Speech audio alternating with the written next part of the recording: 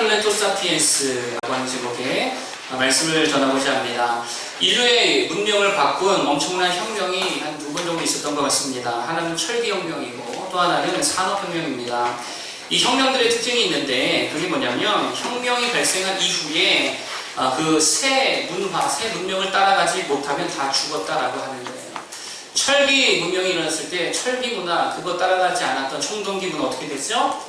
다 박살나고 다 무너져 내렸습니다. 다 죽었습니다. 산업혁명도 마찬가지죠. 산업혁명이 일어난 이후 그 이전의 문화 역시 결국 산업혁명의 엄청난 생산력 앞에 결국 다 굴복했다라고 하는 것입니다. 이런 많은 이들이 조선의 흥선대원군과 일본의 후쿠자와 유키이치를 비교합니다.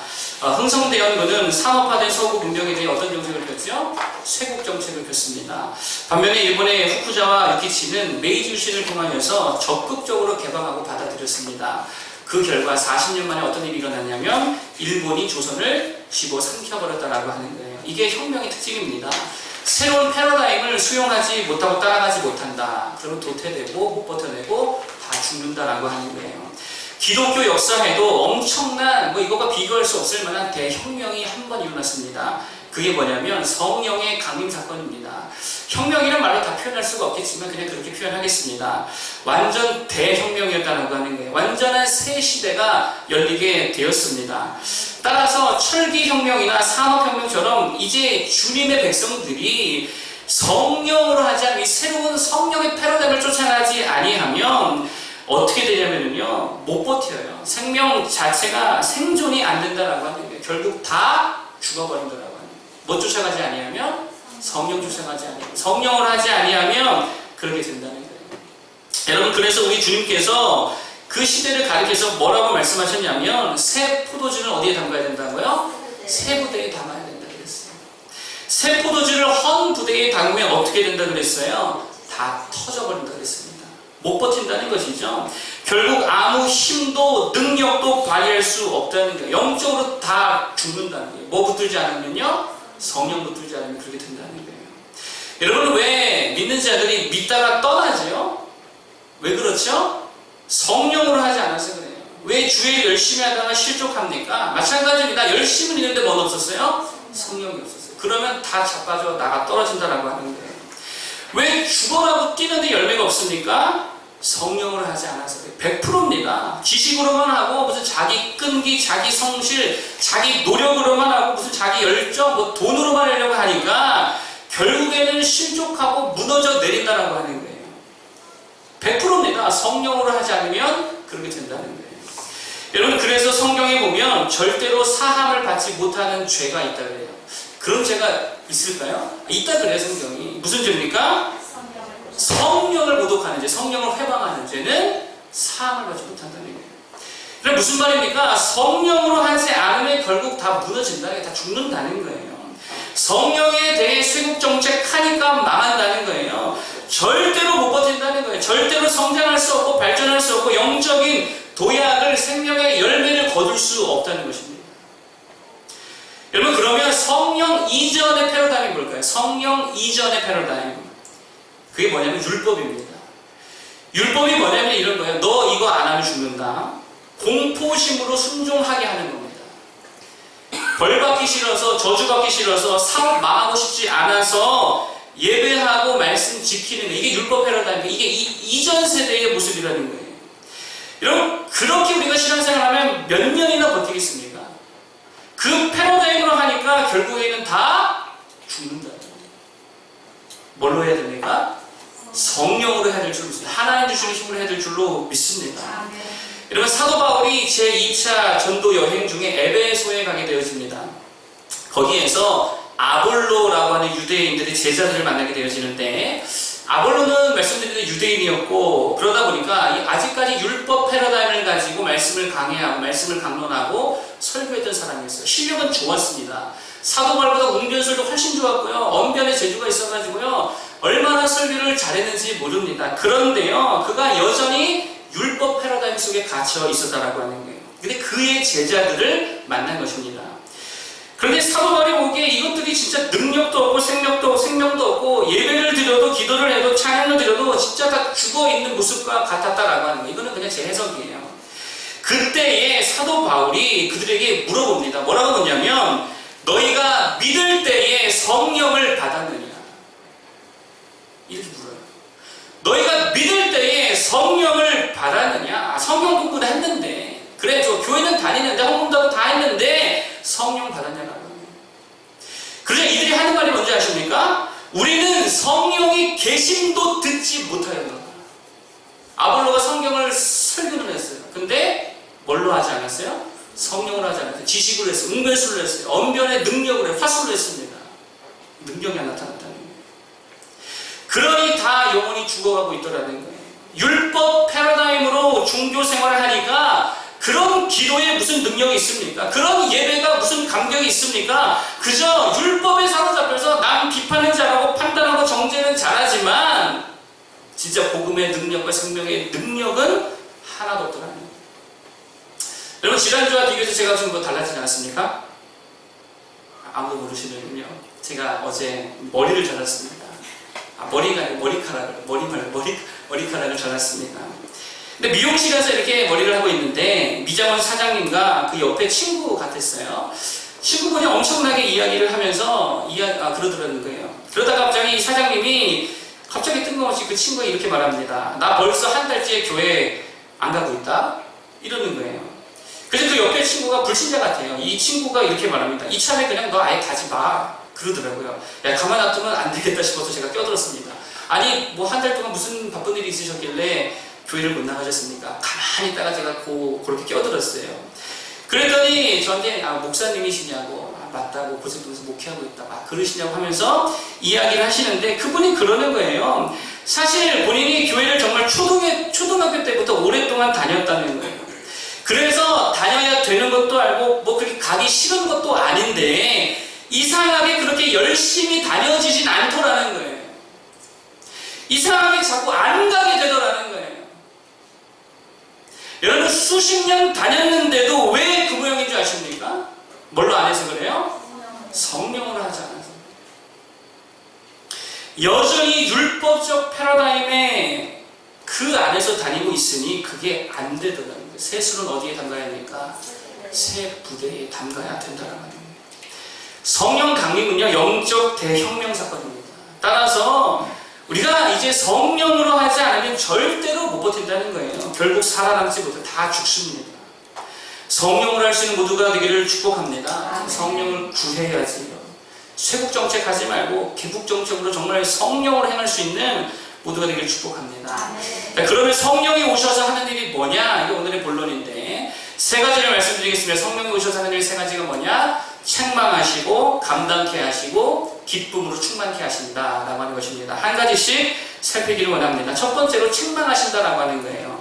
8절에서부터 11절, 16장 8절에서부터 11절까지 우리 한 목소리 한번 읽어보겠습니다. 시작. 그가 와서 죄에 대하여, 의에 대하여, 심판에 대하여 세상을 책망하시리라. 죄에 대하여 그들이 나를 믿지 않으며, 의에 대하여 내가 어찌하오니 너희가 시다를 보지 못하며, 심판에 대하여라 함은 이 세상 임금이 심판을 받았습니다.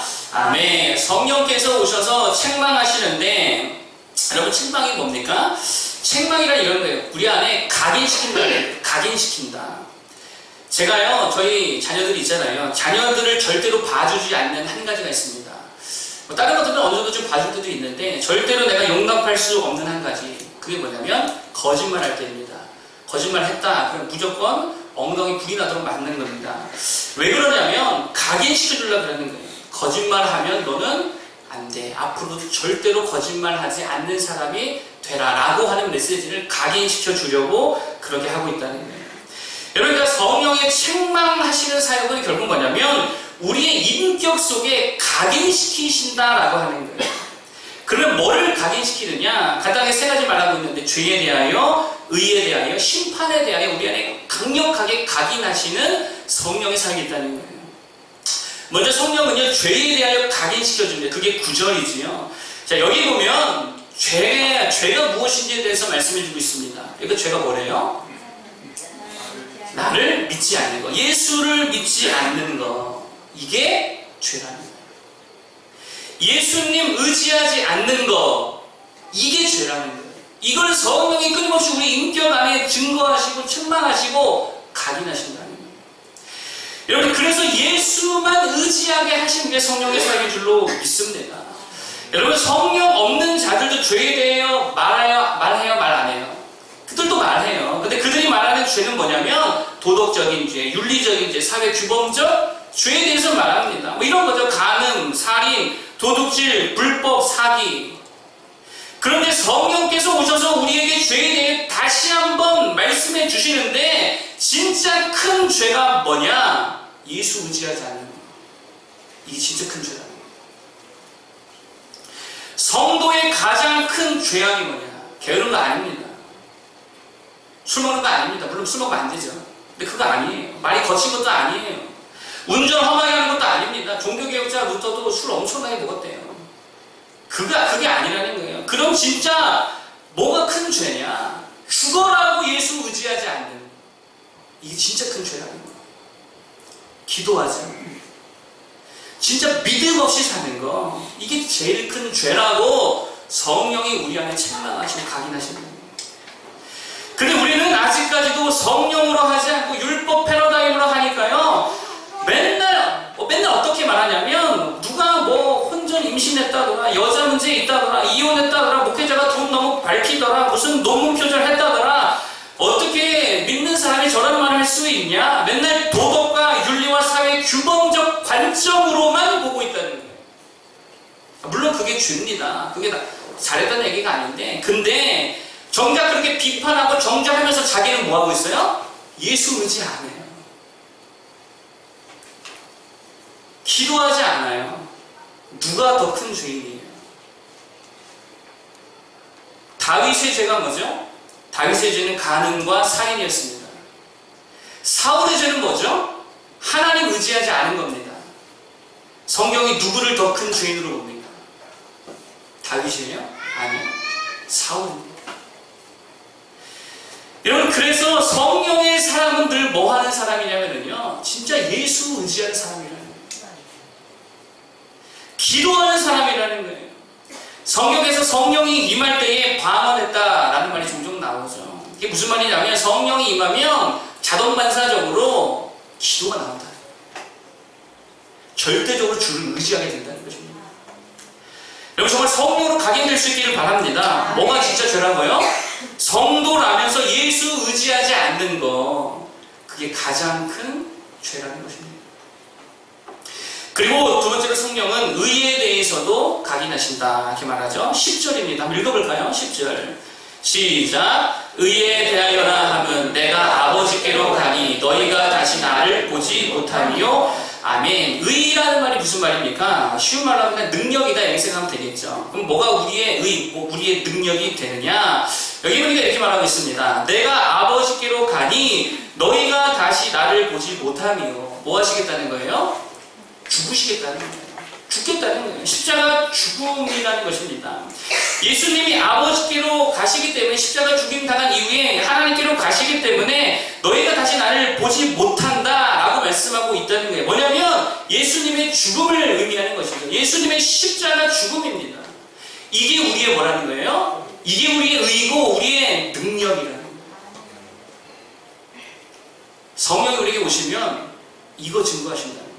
예수 십자가의 죽음이 우리의 능력입니다. 뭐가 능력이라고요? 예수 십자가의 죽음. 그래서 성령은 성도로 하여금 예수 십자가 붙들게 하신다는 거예요. 예수 십자가 자꾸 생각나게 하신다는 거예요. 실패하고 넘어졌을 때 성령의 사람 뭐 생각합니까? 예수 십자가 생각해요. 이상해요. 아플 때 뭐 생각해요? 성령의 사람은요, 아플 때요, 예수님 생각해요. 예수님 십자가 생각해요. 나의 연약함과 장애와 못남과 어리석음과 약점과 핸디캡 앞에 뭐 생각합니까? 예수 생각해요. 이상해요. 예수 십자가 생각한다고요. 죽음 앞에서도 뭐 생각해요? 예수 십자가만 생각해요. 이게 성령이 하시는 일이에요. 그리고 십자가를 각인시켜요. 예수 십자가. 그게 나의 능력이에요. 근데 마귀는요, 뭐 생각하게 하죠? 실패하고 넘어졌을 때 술 생각하게 하지. 마귀 생각이에요. 술 생각나게 해요. 헤어졌을 때 술 생각나게 해요. 술 먹으면 여자 생각나게 해요. 위로받고 싶다. 술집 여자 생각나게 해요. 그래서 맨날 술, 여자 거기서 못 나오게 하는 게 마귀 짓입니다. 또 마귀는 뭐 생각나게 할까요? 절대로 예수 생각나게 하지 않겠죠. 뭐 생각나게 할까요? 돈 생각. 마귀 생각이에요. 가룟 유다 맨날 뭐 생각했다 했습니까? 돈 생각했어요. 말세에 사람들이 고통하는 때가 이르니 사람들이 자기를 사랑하고 그 다음 뭐를 사랑한대요? 돈을 사랑한대요. 돈을 사랑함이 일만하게 뿌리입니다. 그러니까 여러분, 내가 자꾸 돈 생각한다. 누구 생각이라는 게 이게? 마귀 생각이래요. 그러면 자꾸 돈 생각날 때 어떻게 해야 될까요? 머리를 치면서 이 마귀야 물러가라. 그렇게라도 해야지. 언제나 제가 이렇게 이야기했던 것 같습니다. 그리스도인들은 돈을 따라가는 인생이 되면 안 된다고. 돈을 거느릴 줄 아는 사람이 되야 된다. 여러분, 그래서 성령으로 충만하면은요, 뭐가 우리의 능력이 되죠? 돈이 아니라 예수 십자가. 내 능력이 된다. 그래서 매일같이 십자가 앞에 가서 엎드리게 한다라는 것입니다. 찬송가 540장 후렴이 이렇습니다. 내가 매일 십자가 앞에 더 가까이 가오니 구세주의 흘린 보배 피로써 나를 정케 하소서. 그러니 성령으로 하지 않으면 맨날 술 생각, 여자 생각, 돈 생각하다가 영원히 죽어요, 안 죽어요? 죽는다.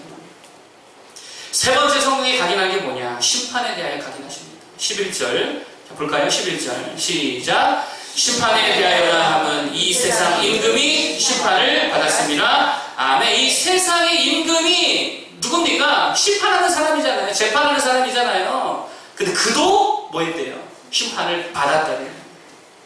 이게 무슨 말이죠? 세상 부러워하지도 두려워하지도 말라는.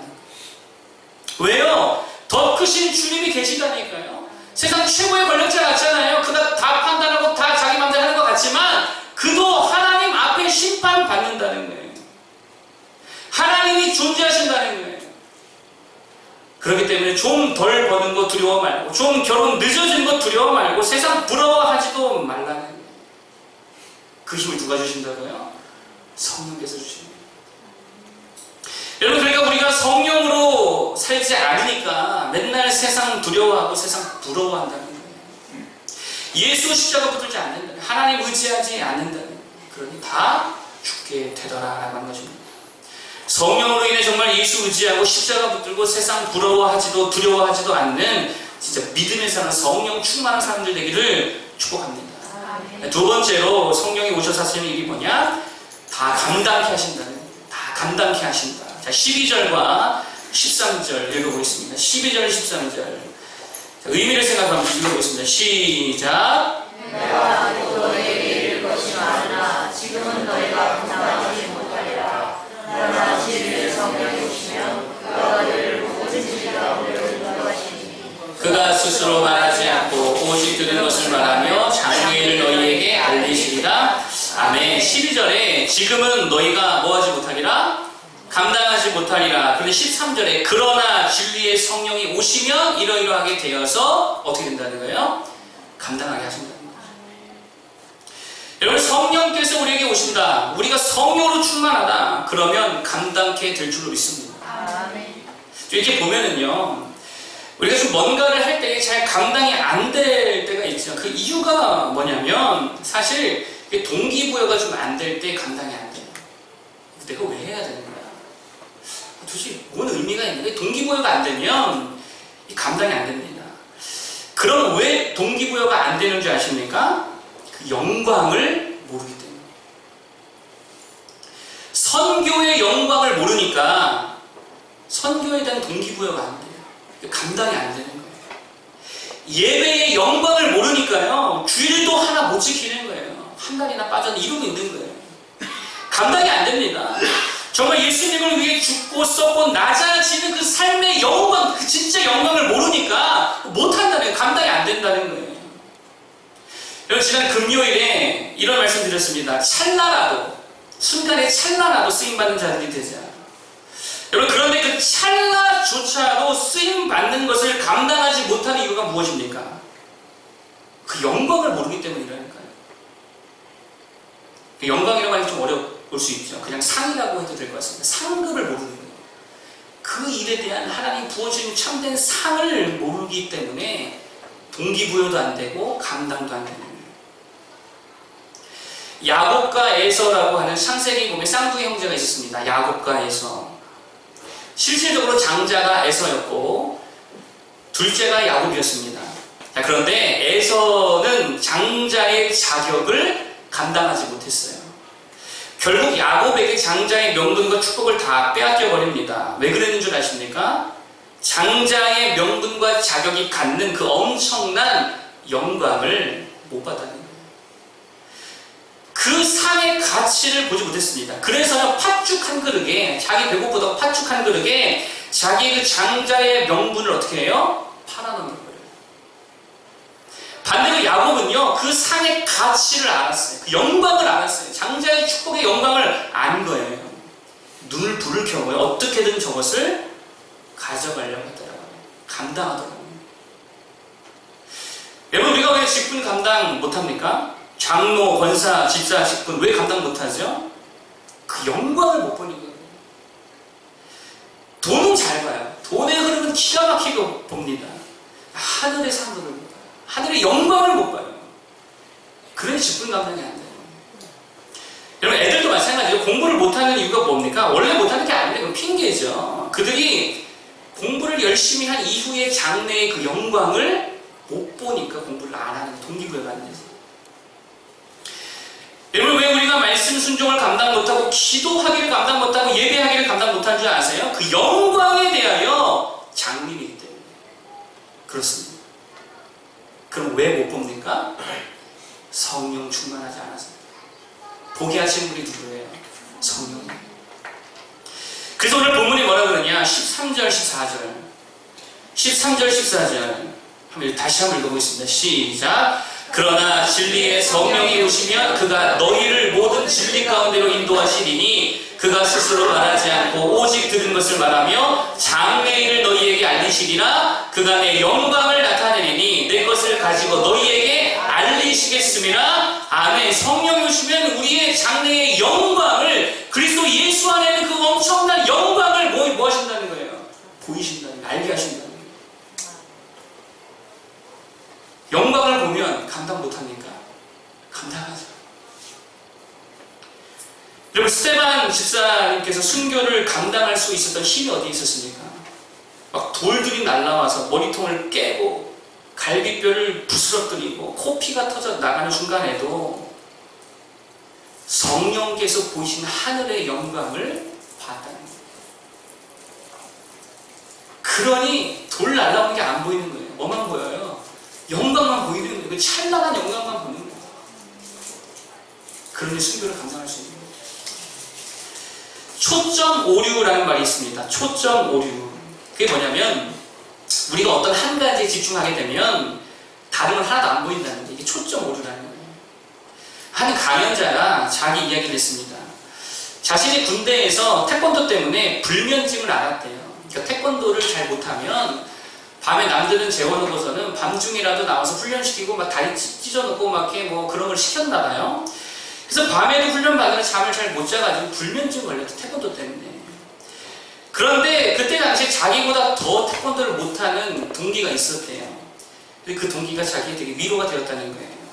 근데 시간이 꽤 지나고 저녁을 하고 나서도 꽤 지나고 난 다음에 어느 날 TV를 보는데 그 친구가 나와서 인터뷰를 하더라는 겁니다.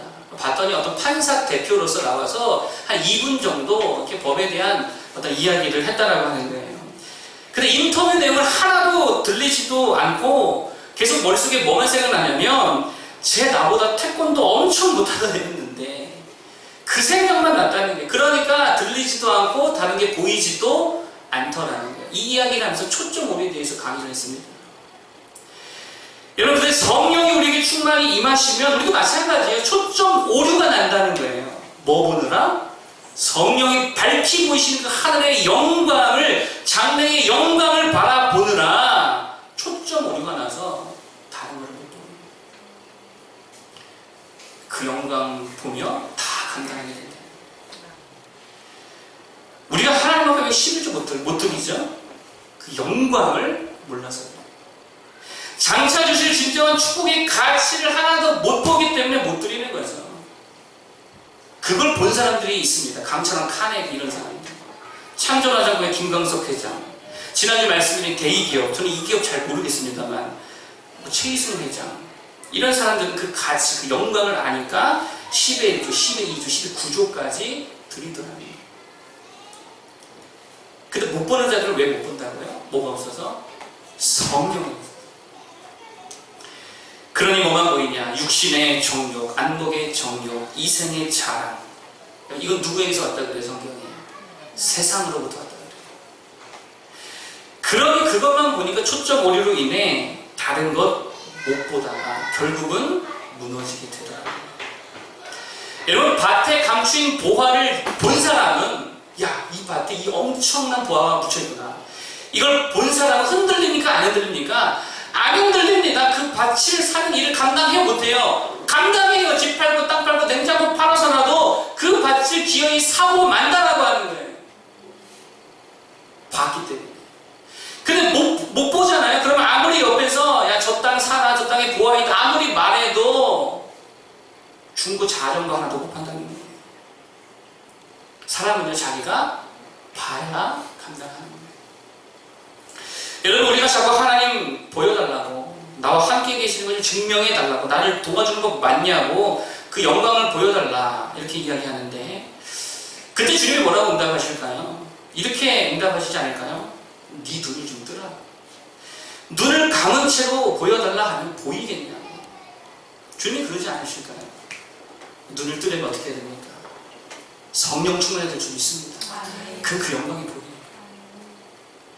성령 충만해서 진짜 그 영광을 보며 그 영광 때문에 모든 것들을 감당할 수 있는 우리 모두가 되기를 축복합니다. 마지막 세 번째로 성령께서 오셔서 하는 일이 뭐냐? 기쁨을 주신다라고 하는 것입니다. 22절 보겠습니다. 자, 22절 다 같이 시작. 지금은 너희가 심하다. 내가 다시 너희를 보이니 너희 마음이 기쁠 것이요 너희 꿈을 빼앗을 자가 없으리라. 아멘. 내가 다시 너희를 보리니 성령을 보내신다는 건데, 성령이 오시면 뭐를 주신다고요? 기쁨을 주신다는 거예요. 여러분, 기쁨이라는 것은 재밌습니다. 기쁨은요, 무언가를 지속하게 하는 능력을 갖고 있어요. 이게 기쁨이에요. 100%입니다. 기쁨이 없으면 절대로 무엇이든 지속할 수 없어요. 젊은 청년들이 연애하다가 중단하잖아요. 헤어지잖아요. 왜 그렇죠? 그 순간 기쁨이 없는 거예요. 즐거움이 없는 거예요. 근데 그들 말로는 질렸다고 그러죠. 질렸어. 기쁨이 없어. 기쁨이 없으면 지속하지 못합니다. 사역도 마찬가지입니다. 사명감만으로 안 됩니다.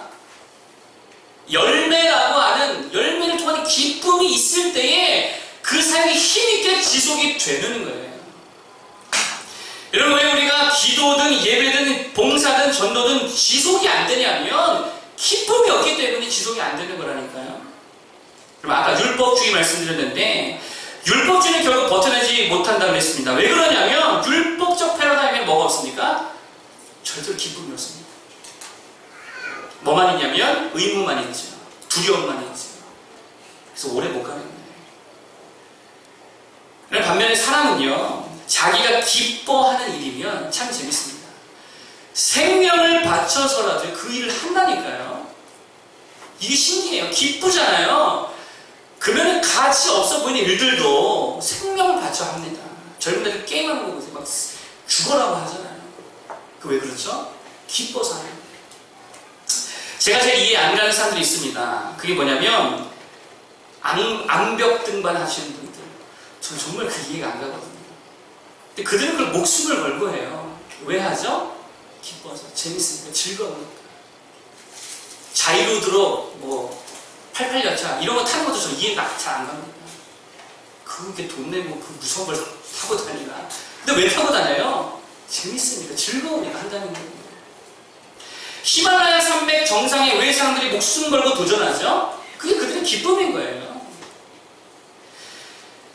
그러니까 사람은 신기하게도 자신이 기쁘면요, 생명을 걸고서라도 그 일을 하게 된다는 것입니다.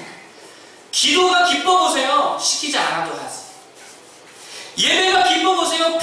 피곤하고 지치고 힘들어도 독수리 날개치며 올라가는 같은 세임받아 그 하게 돼 있다는 것입니다.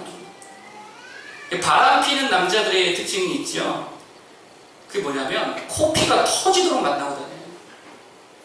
밤을 새고 만나고 다니고요. 저 지방 제주도라도 어디서 그런 힘이 나오는가 막 다 감당합니다. 왜 그래요? 지가 좋으니까.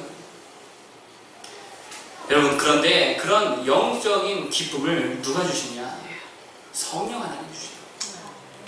24절 볼까요? 24절. 자, 24절 시작. 지금까지는 너희가 내 이름으로 아무것도 구하지 아니하였으나 구하라 그리하면 받으리니 너희 기쁨이 충만하리라. 아멘. 무엇을 구하라는 것일까요? 성령을 구하라는 거예요. 성령을 구하면 뭐를 주신대요? 기쁨을 주신다는 거예요. 그러니까 내가 신앙생활 하면서도 기쁨이 없고 맨날 근심만 있고 걱정만 있다, 불평과 불만과 짜증만 있다, 그 환경의 문제 아닙니다. 아무개 교인이 나랑 안 맞아서 아닙니다. 성령이 없어서. 그런데 성령으로 충만하면 기쁨으로 충만해져요. 사도행전 13장 52절에 이런 말씀이 있어요. 제자들은 기쁨과 성령이 충만하니라. 뭐와 뭐를 같이 동일선에 놓고 있어요? 기쁨과 성령. 데살로니가전서 1장 6절. 또 너희는 많은 환난 가운데서 성령의 기쁨으로 도를 받아 우리와 주를 본받은 자가 되었으니. 성령의 뭐를 받아? 기쁨을 받아. 성령 충만하면 기쁨 충만하고, 기쁨 충만하면 무엇이든 지속할 수 있는 능력을 갖추게 될 줄로 믿습니다. 곰곰이 생각해보면 마귀와 성도의 차이가 있습니다. 그게 뭔지 아십니까? 공통점도 사실 있는데, 마귀도요 하나님을 두려워해야 안 해요. 벌벌 떨죠. 두려워합니다. 마귀도 하나님이 존재하고 하나님만 유일한 하나님이라는 사실을 알고 믿어야 안 믿어요? 알고 믿어요. 그들도 믿고 떠느니라. 야고보서 그렇게 말하잖아요. 그들도 순종해요 안 해요? 순종해요. 욥기서에 보면 하나님, 야 둘러봐라. 둘러보죠. 야 욥의 생명 건들지 마라. 그렇게 합니다. 왜냐하면 하나님의 권위 앞에 뭐 불순종할 만한 존재가 없죠. 다 순종할 수밖에 없습니다. 근데 마귀에게 하나 없는 게 있어요. 그게 뭐예요? 기쁨이에요. 정확합니다. 마귀는요, 순종을 해도, 헌신을 해도, 예배를 해도, 선교를 해도 뭐가 없다고요? 기쁨이 없습니다. 그게 마귀인 거예요.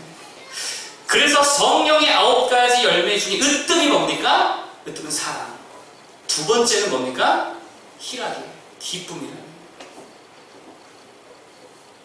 그리고 성령이 주시는 기쁨의 특징은 20절입니다. 20절 한번 볼까요? 성령이 주신 기쁨의 특징 20절 시작. 내가 진실로 진실로 너희에게 이르노니 너희는 복하고 애통하겠으나 세상은 기뻐하리라. 너희는 근심하겠으나 너희 근심이 도리어 기쁨이 되리라. 성령이 주신 기쁨의 특징이 뭐냐면요, 근심을 기쁨으로 다 바꿔버린다. 여러분, 돈 생긴다고 근심이 기쁨으로 바뀝니까? 잘 생각해보세요. 안 그래요. 돈이 많아지면 또 다른 근심이 생겨요. 권력을 가지면 근심이 기쁨으로 바뀌어집니까? 아니요. 권력을 유지하길 원해서요, 또 다른 근심이 생기는 거예요. 근심 중에 술 먹으면 기쁨으로 바뀌어요? 아니요. 잠깐 잊을 뿐이지 그대로 있어요. 그러면 뭐가 우리 안에 있는 근심과 걱정을 송두리째 뿌리째 기쁨으로 바꾸느냐? 성령이라는 거예요. 성령 하나님 우리 안에 충만하게 거하시면 모든 근심이 기쁨으로 바뀌고 그 기쁨을 절대로 빼앗기지 않을 줄로 믿습니다. 결론의 말씀을 드리기를 원합니다. 결국 성령 없으면 다 죽게 되어 있다는 겁니다. 성령은 일종의 혁명과 같습니다. 철기혁명, 산업혁명, 그 새로운 패러다임을 받아들이지 않으면 결국 다 죽게 되어 있다는 겁니다. 성령 없이 하면 오래 못 갑니다. 성령 없이 하면 못 버팁니다. 성령 없이 하면 아무 열매 맺을 수 없습니다. 요즘 새로운 문화혁명이 일어났다라고들 합니다. 4차 산업혁명이라고 하면서 그 혁명의 주체가 누구냐? 포노사피엔스래요. 들어봤어요? 포노사피엔스. 포노라는 말은 이태리어로 스마트폰을 의미합니다. 스마트폰. 그러니까 포노사피엔스라는 말은 스마트폰으로 모든 것을 다 하는 사람들, 그 사람들이 이 시대의 혁명의 주체자들이라는 거예요. 여러분, 우리는 어떤 사람들이 되어야 할까요? 성령을 이탈리아어로 찾아봤습니다. 파라클레토라고 해요. 파라클레토. 우리는 어떤 사피엔스가 되어야 됩니까? 파라클레토 사피엔스. 성령으로 모든 것 다 할 수 있는, 성령 없이 못 사는, 성령 의지해서 살아가는. 포노 사피엔스는요, 이 스마트폰을 자신의 신체의 일부와 같이 생각합니다. 이거 없으면 자기 죽는다고 생각합니다. 우리는요, 파라클레토 사피엔스. 뭐 없으면 죽어요? 성령 없으면 죽어요. 나의 생명이에요. 나의 인격이에요. 여러분, 그러한 성령에 사로잡힌 사람들 되기를 축복합니다. 아멘. 율법으로 안 된다 그랬어요. 그래서 사람의 노력과 재능으로 안 됩니다. 무조건 100%입니다. 누구 붙들어야 된다고요? 성령 붙들고 성령을 행해야 될 줄로 믿습니다.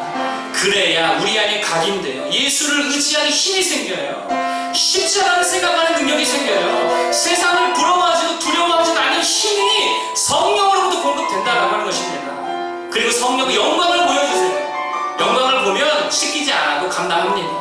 기쁨을 주십니다. 그럼 지속적으로 다 할 수 있다라고 하는 거예요. 반대로 성령 없으면 다 죽습니다. 마귀 모형 따라 결국 다 실족하게 되어 있습니다. 여러분, 성령은 우연히 받는 거 아닙니다. 뭐라 그랬어요? 구하라 그랬어요. 성령을 구해라, 사모해라, 찾아라. 진짜 성령을 사모하고 성령 충만을 위해 기도하고 성령의 도우심을 늘 구할 수 있는 우리가 되기를 바랍니다. 신의 신령한 파라클레토 사피엔스 되기를 축복합니다.